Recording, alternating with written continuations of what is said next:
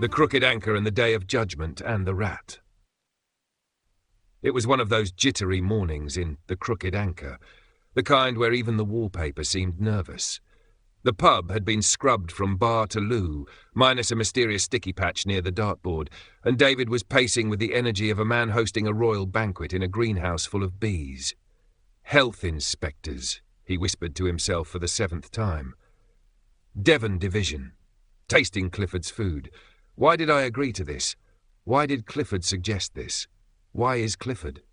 From the kitchen, Clifford emerged beaming, wearing his ceremonial apron with "Kiss the Cook If You Dare" in faded gold lettering. He balanced a steaming plate of something that looked like a crumpet in mourning on one hand. "I call this dish regret frittata," he said proudly. "It's got beetroot, trout essence, and a crust made of vintage oats." Before David could reply, something small and fast darted across the floor and disappeared under a bar stool. "Did you? Was that?" David stammered. Brian glanced up from his newspaper, currently only missing pages 5 and 23. "It's been doing laps for the last 20 minutes. It's either a rat or the ghost of one. Hard to tell with the lighting." David let out a sound somewhere between a gasp and a kettle boil, grabbed a nearby plate cover, and took off in hot pursuit. "Not today, Whiskers. Not today!" The rat zipped under tables, between chair legs, around Clifford, who, to his credit, didn't flinch. He once cooked through a grease fire, and vanished behind the jukebox. Just then the pub door opened with theatrical flair, and in walked the mayor of Lower Taddlecombe, a man with an opinion on everything and patience for nothing. He wore a chain of office that clinked dramatically with every step, as if he were constantly announcing his own presence. "Service," he boomed, slapping his gloves onto the bar. "And quickly, I've only 15 minutes until I'm due to open the new bypass that goes nowhere." Pete, seated in his usual corner, froze. Slowly, expertly, he became as still and unnoticeable as a potted plant. He fixed his gaze on the wall, willing invisibility into reality. David, still crouched behind the bar, whispered to himself, "Please don't notice Pete! Please don't notice the rat! Please don't notice the rat on Brian!" But it was too late.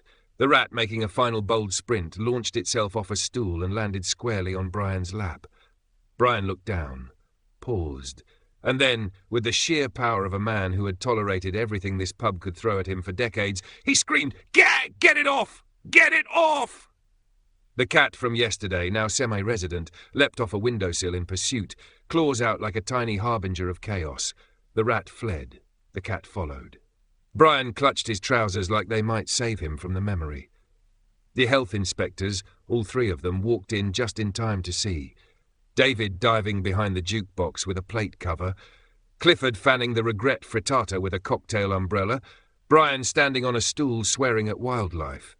The mayor bellowing, "What in God's hedgerow is going on here?" And Pete, motionless, sipping his pint with the slow precision of a man pretending to be furniture. One of the inspectors raised an eyebrow. "Charming place. Is that oat crust?" Clifford beamed.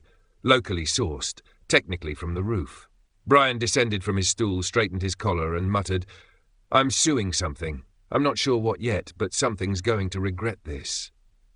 The rat, sensing its scene was complete, vanished through a crack behind the fake fireplace, followed by the cat like a tiny detective. David stood up, held his hands out in mock triumph, and said, "Would anyone like a drink?" The mayor sighed. "Make it strong." One of the health inspectors took a bite of the frittata and nodded slowly.